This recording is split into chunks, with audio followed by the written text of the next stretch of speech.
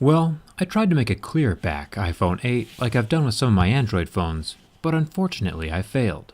And I'll explain why as we tear this phone down. This video will show how to replace the screen and the battery on the iPhone 8. I'll have all the replacement parts and tools linked in the video description, like always. Let's get started.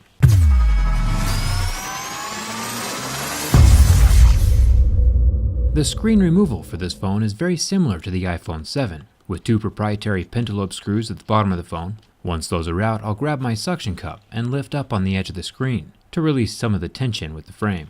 Then slip my thin metal pry tool between the plastic edge of the screen and the metal frame of the phone. Now the iPhone 8 is IP67 water resistant, just one step behind the LG V30 and the Galaxy S8. But that means there's some adhesive holding the screen down to the frame, so I found it easier to slip in just the tip of my tool and slice through that adhesive.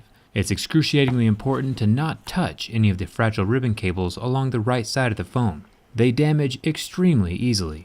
Also, your phone will not be water resistant after this repair, but it's also not water resistant with a cracked screen. Before the screen comes completely away, there's a series of clasps at the top of the screen, so I'll wiggle the display down just a smidgen to clear those, and then I'll fold it open like a book.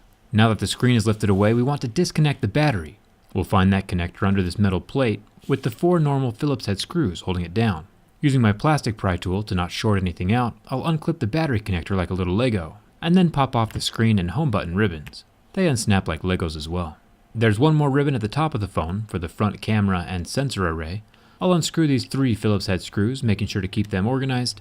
All the screws are different sizes, so it's important that they go back in the same hole they came from. And then the top ribbon cable can disconnect like the others. Then the whole screen can pull away from the phone. There's quite a bit of black waterproofing adhesive around the whole edge of the screen. Now that the screen is out of our way, let's take a look at this battery. It looks a bit different than usual. Instead of 2 magical pull tabs, we have 4, which is a good thing in my opinion. If you fail on one, it's not that big of a deal. Basically, with the magic pull tabs, you grab the lip of the little black tab and then pull it out from underneath the battery. As the adhesive stretches, it loses its stickiness. Just repeat the process 3 more times with each of the little pull tabs.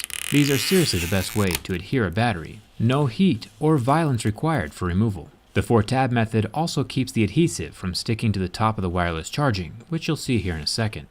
Now that the battery's out, you can see why a glass-backed phone was impossible. The entire back is actually metal, except for the wireless charging pad in the center, so there would be nothing to look at anyway, even if the glass could become clear. This metal frame is also probably what keeps the phone so rigid during my durability tests. The adhesive that holds the rear glass panel against this metal does not soften with heat like the Samsung phones do. It's a pretty permanent situation. I'll dive deeper into the wireless charging and waterproofing of the iPhone 8 in another video. This is just the battery and screen replacement. I'll add some adhesive to keep the battery from rattling around inside the phone, and if a battery replacement is all you needed to do, just reattach the screen and you're good to go. But if you have a cracked or damaged screen, or you're bored and just want to watch the rest of this video, the iPhone 8 screen replacement portion starts now. Up at the top lies the earpiece, which is also one of the dual stereo speakers. This needs to be transferred over to the new display. There's a metal bracket with 3 Phillips head screws holding it down. Remember to keep all those screws organized in a way that they can go back in the holes they came from. Pulling that front 7-megapixel camera out of the way reveals 2 more Phillips head screws that hold down the speaker. After the speaker's out, there's nothing left but some adhesive holding down that upper sensor array. It's important not to put too much pressure on the ribbons as you lift them up. These are about as fragile as paper and can tear, so if you want to keep things functional, go slow and be careful. Now the only thing between us and the new screen is a large metal plate covering the back of the LCD that we will most likely have to transfer over to the replacement display. This has Apple's usual proprietary Y000 screws, also sometimes called the Y.6 Tri-Wing. It's funny that no matter how hard Apple tries to keep people from repairing their phones, the same people develop new tools to get around these barriers. Speaking of barriers, remember that part where I said to keep your screws organized? That's especially important with the home button. This thing is finicky. There are 3 screws holding the bracket in place and 1 screw going down directly into the button itself. All of these are the same tri-wing screws we've been working with.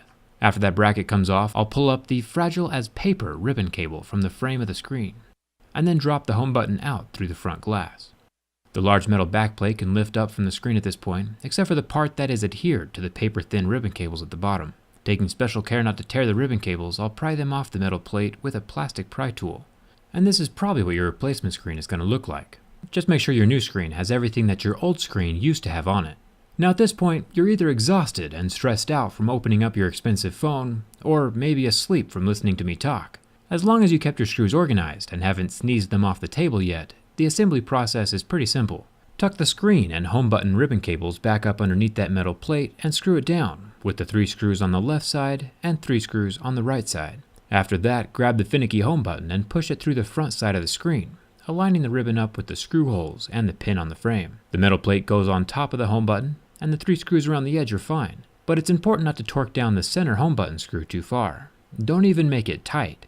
It needs to be snug and firm, of course, but screw it in too tight and the home button might not work anymore. So be careful. Once the home button's in place, we go up to the top for the accordion-like sensor array ribbon. I'll start with the rightmost box sensor, plop it into the square hole, and then fold the whole thing over to the left, lining everything back up with the grooves they came from. The golden circular pads at the bottom that give signal to the speaker line up with the 2 pins to keep them in the correct location. The top speaker gets put down before the camera and screwed in with the bottom 2 screws. Then the camera itself gets folded over the top of the speaker and set down into the circular hole it came from. Then the middle bracket with its 3 screws holds everything down tight. It should fit naturally at this point. It won't need to be forced into place if you origamied everything into the correct position. Now that the screen is assembled, it's probably easiest to plug in the top ribbon into the motherboard first, since it's at a weird angle, and then the bottom LCD and home button ribbons clip in after that, just like little Legos. The battery is the last thing you want to plug in. I usually test the phone at this point to make sure the new screen functions. If there are lines going through your screen or it doesn't turn on or look right, it might be a bad connection with the motherboard. Or it could just be a bad replacement screen. Double check the connection first. If that still doesn't work, maybe you screwed something up during the repair. Things can always go wrong with a phone as complex as this. The metal brackets that cover the connections keep everything down tight, just in case you ever drop your phone, nothing will come loose.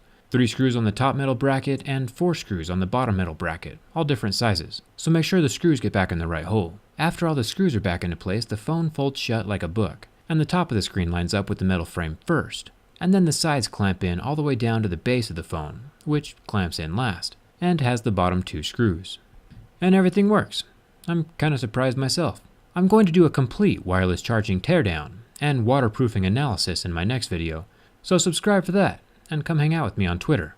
I'll have replacement parts and tools linked in the video description of this video if you're going to attempt this yourself, and thanks a ton for watching. I'll see you around.